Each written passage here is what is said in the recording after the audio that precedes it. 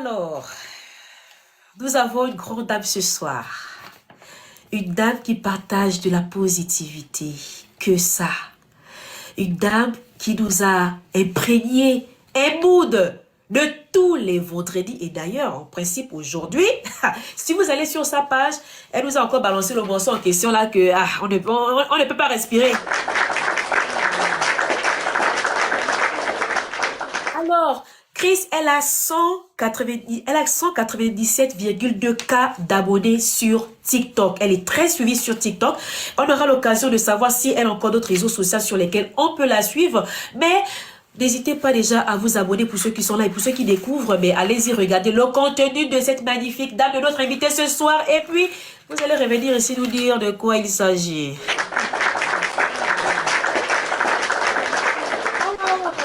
Alors, avant de passer la parole au panel, je vais demander à notre invité ce soir de lever la main droite et de jurer de dire la vérité et rien que la vérité. Alors, Chris, tu jures de dire la vérité et rien que la vérité? On attend la réponse. Je le jure. Ah ah, c'est de ça notre invité. Alors, je vais passer la parole à Daniel. Est-ce que tu as deux croustillantes questions glossantes à notre invité ce soir, à notre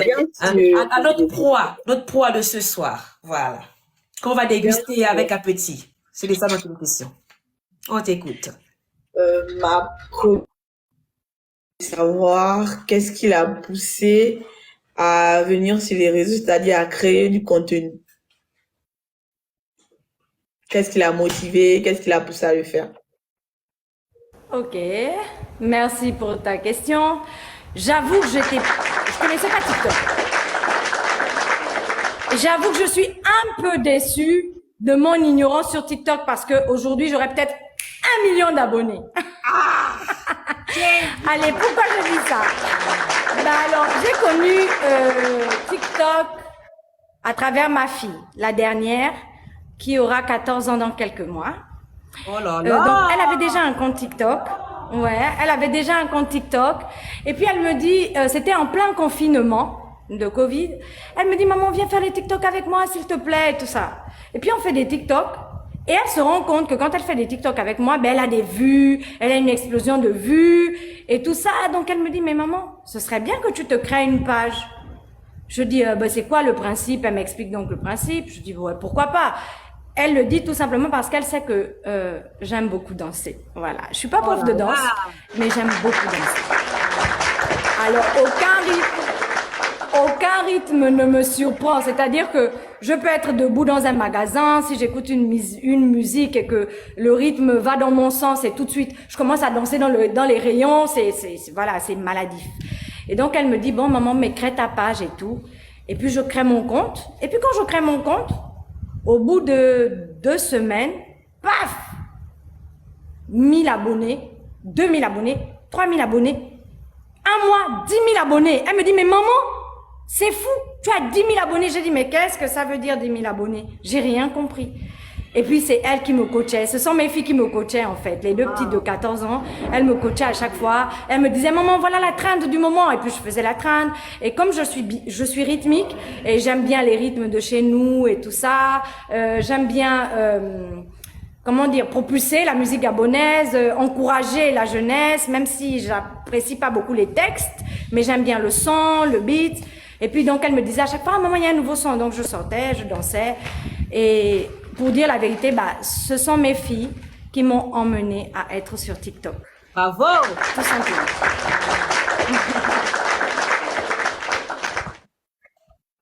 Ma deuxième et dernière question est la suivante. D'où te vient cette passion pour la danse? Depuis le ventre de ma mère, je crois.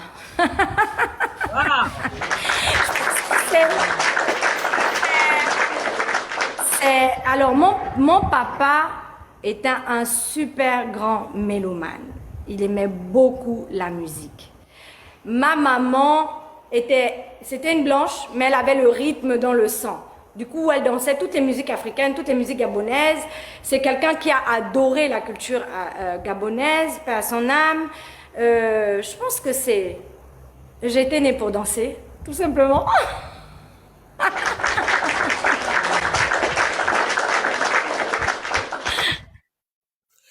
Alors, je vais passer la parole à Yann. Yann, est-ce que tu as des questions croustillantes pour notre invité ce soir? On ne t'entend pas. C'est toujours la même chose en tout cas. On va patienter, Yann. C'est bon? J'ai peur des questions de Yann. J'ai même déjà peur, Seigneur. Qu'est-ce qu'il va me demander? C'est tout bon? Je peux poser la question, je peux poser mes questions? C'est bon? Bien sûr.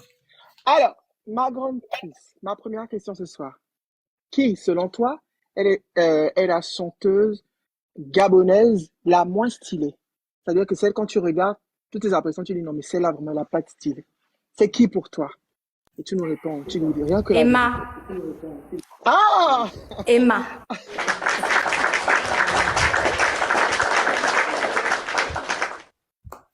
Ah, donc pour toi, Emma est la chanteuse gabonaise qui n'est pas stylée. Ouais, elle a pas de style, elle a pas d'identité vestimentaire en fait. Elle a pas de style, elle adapte pas un style à sa morphologie, donc je trouve que c'est un flop et ça peut être problématique pour sa carrière. Donc je pense qu'elle devrait se prendre un styliste. C'est mon avis. Ah, merci parce que on a déjà parlé de ça ici plusieurs fois. On m'a fait la guerre. Daniel Olivia, par exemple, qui est présente, m'a fait la guerre pour Ah. Emma. Elle soutient Emma, mais bon, c'est pas le sujet du jour. Ma deuxième question est-ce que tu te vois faire une émission ou une collaboration avec Créole? Non. Ok, et pourquoi? Bah écoute, on m'a demandé de dire la vérité, rien que la vérité, donc je vais pas mentir, Bien hein. sûr, bien sûr, bien sûr. Voilà, je kiffe le timbre vocal de Créole. Ouh, elle bug. Aïe. Elle bug au moins, elle nous donne toute la vérité. C'est quoi ça? Oh. Mais, Est-ce que tu peux reprendre parce que t'as bugué? mais, Chris, je kiffe, oui, en fait, tu bugs un peu. Donc, vous m'entendez? là, on t'entend, oui. Ah ouais? Ouais, c'est peut-être le réseau. Je dis, j'avoue que je kiffe le timbre vocal de Créole. Je kiffe de ouf, hein, sérieusement. Je kiffe son timbre vocal. Mais après, le personnage, l'identité en elle-même, ça matche pas avec ma façon de voir les choses par rapport à la gente féminine, par rapport au message qu'elle véhicule, la moralité et tout ça. C'est peut-être ce qui bug. Et par rapport à cela, pour être très franche, je ne me verrais pas m'associer au personnage de Créole, tout simplement. Tout simplement. Oh, merci. On adore. J'adore tellement cette sincérité de toi. T'es tellement aigri que, voilà, je t'aime. On a mis, Merci, j'ai terminé. on a mis ses indépendante en commentaire qui dit j'aime son honnêteté. Donc, il y a beaucoup qui apprécient la grande Chris ce soir.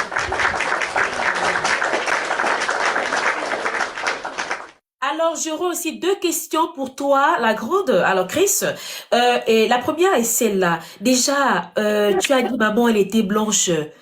On sait que tu es gabonaise. Alors, c'est quoi la deuxième nationalité si c'est pas indiscrète ma question? Pas du tout, c'est pas du tout indiscret, c'est tout à fait normal de la poser. Roumaine. Ma maman est roumaine. Je suis gabono-roumaine. Ah, d'accord. Et moi, je suis gabonais anglais, hein. Parce que Je suis moi, je gabonais pensais en anglais. fait que tu étais sud-africaine parce que j'écoute, lorsque je regarde ton contenu, tu regardes plus à ma piano, tu écoutes plus à ma piano et tout. Je me suis dit, oh my God, est-ce que cette femme, elle est sud-africaine et tout. Donc, roumaine. Gabonaise. Et la deuxième question est celle-là. Alors, lorsque tu t'es lancé sur les réseaux sociaux, comment ton mari l'a pris? Parce que c'est vrai que tes filles t'ont motivé à danser, parce que c'est pas souvent évident de voir sa mère danser sur les réseaux et tout. Comment monsieur l'a pris? Parce qu'après Chris, c'est pas un cœur à prendre, c'est une femme mariée. Donc, Ouais. Alors, j'avoue, mon mari est Pounou Guissir. Donc imaginez le truc. Voilà. Les immatures. Mon mari est Pounou Guissir. Ça n'a pas été évident dès le départ, je vais pas vous mentir. Au début, il trouvait ça amusant parce qu'il se disait, bon, écoute, elle se défoule, si ça peut lui faire plaisir. Et puis, il sait que j'adore danser. Mais après, quand il a vu que ça prenait une expansion, que j'avais maintenant beaucoup d'abonnés, que mon compte grandissait, il s'est dit, mais est-ce que tu t'exposes pas un peu trop? Est-ce que y a pas de dragueur? Qu'est-ce que les gens vont penser? Après, il s'est rendu compte que mon contenu restait pudique. Je n'avais pas un contenu vulgaire, je n'avais pas un contenu qui poussait à la dépravation. Il a commencé à me suivre, donc il a créé un compte user pour pouvoir me suivre, pour avoir l'œil sur moi. Et puis après, il y a eu la belle famille, les amis qui l'appelaient pour lui dire « Oui, mais ta femme s'expose » parce que mon homme, il a une identité politique. Donc les gens lui disaient « Ouais, mais ta femme s'expose et tout ça, est-ce que ça match avec ton identité politique et tout ça, nanana ?»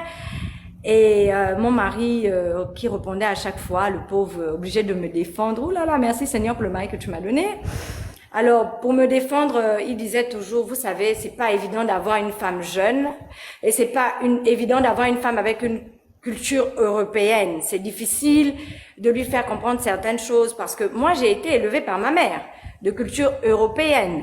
Donc, même si j'ai grandi au Gabon avec mon papa, et mon papa avait beaucoup épousé la culture de ma mère, au point où mon papa parlait la langue de ma mère dans la maison. Donc, du coup, on parle la langue de ma mère, on ne parle pas le vili, qui est la langue vernaculaire de mon père.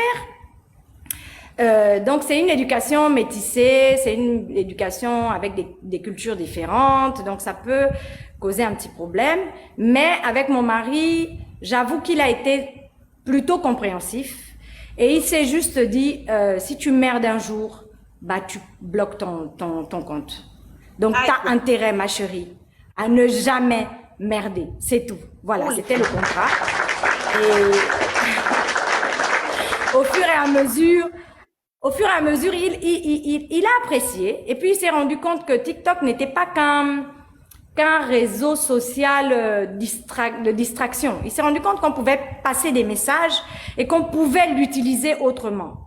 Et d'ailleurs, voilà, d'ailleurs, sans te couper, on vous voit de temps en temps faire les lives ensemble pour vous conseiller la jeunesse sur les relations. Et bravo en tout cas. Waouh. Exactement. Merci. Et voilà, donc du coup, c'est passé. Alors, encore deux dernières questions en commentaire parce qu'il y a le public aussi qui a posé la question et il y a Miss Indépendante qui vous a posé deux questions. Elle demandait combien d'enfants Chris a. Si c'est pas aussi indiscret. Pas du tout. Écoutez, je suis à la barre. Qu'est-ce que vous voulez? Et j'ai juré de dire la vérité, rien que la vérité. Ah, c'est ça. Alors, j'ai trois filles que j'ai portées. J'ai trois filles que j'ai portées dans mon ventre, 9 mois de grossesse, 3 filles. Et comme j'aime à le dire, j'ai mes accouchements sans douleur. Donc, j'aime dire que je suis une maman de 10 gosses. Pourquoi? Parce que j'ai mes 3 filles que j'ai portées, d'accord? Et j'ai les 4 enfants de mon mari. Mon mari, on est un foyer recomposé, donc j'ai les 4 enfants de mon mari. Ça fait 7. Et j'ai mes 3 neveux, la fille de ma petite sœur, qui est mon premier accouchement sans douleur, qui a eu ses 14 ans hier. J'ai le fils de mon petit frère, qui a 4 ans, et j'ai le fils de ma petite sœur, la Benjamin, qui a 4 ans. Donc j'ai 10 gosses. Oh là là. J'ai 10 gosses accouchement sans douleur. Waouh. Et la dernière question pour terminer, on ne va pas t'asphyxier avec des questions. Moi, je voulais juste dire un petit truc. Yann, s'il te plaît, oui. J'espère que quand je vais venir au Gabon, on va faire une vidéo ensemble, Chris. Oh. Je suis fan de Il n'y a pas de souci. Ce sera avec plaisir, Yann. Alors, la dernière question pour libérer l'invité, c'est celle-là. Est-ce que Chris, dans la vie réelle, a une profession? Oui. Je suis femme au foyer. C'est la plus belle profession que Dieu a pu me donner. Alors, je suis femme au foyer et entrepreneuse. Maintenant, j'ai pas envie de te dire ce que je fais parce que je pratique ce que la Bible me dit de faire. Je fais tout ce que ma main est capable de faire, tout ce que ma main peut faire, tout ce que je suis très créative. J'aime beaucoup la décoration. Donc, je fais des tongs artisanales et peut-être que vous aurez l'occasion de voir mes tongs qui sont en exposition, par exemple, qui sont vendus au Fresh Shop de l'aéroport. La marque, c'est Cetong. Je fais de la crème glacée artisanale et j'ai une société, une entreprise de BTP où je suis associée à mon époux. Et en dehors de ça, ma plus belle et grande entreprise, c'est mon foyer. Je suis chef d'entreprise. Alors, c'était tout pour ce soir de l'invité à la barre. Déjà, merci à toi, Chris, d'avoir joué le jeu. Merci d'avoir répondu à toutes ces questions. Donc, tu restes encore sur C'est l'émission. moi.